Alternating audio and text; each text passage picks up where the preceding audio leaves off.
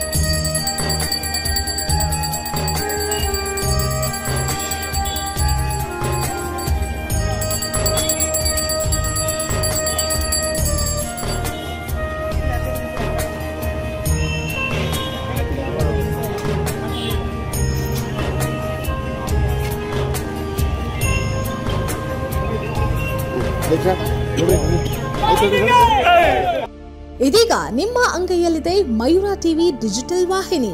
ಹೆಚ್ಚಿನ ವಿಶೇಷತೆಗಳಿಗಾಗಿ ಸಬ್ಸ್ಕ್ರೈಬ್ ಮಾಡಿ, share, like, comment ಹಾಗೆ ಫಾಲೋ ಮಾಡೋದ್ರ ಮೂಲಕ ಪ್ರೀತಿ ಹಾಗೂ ಪ್ರೋತ್ಸಾಹ ನೀಡಿ.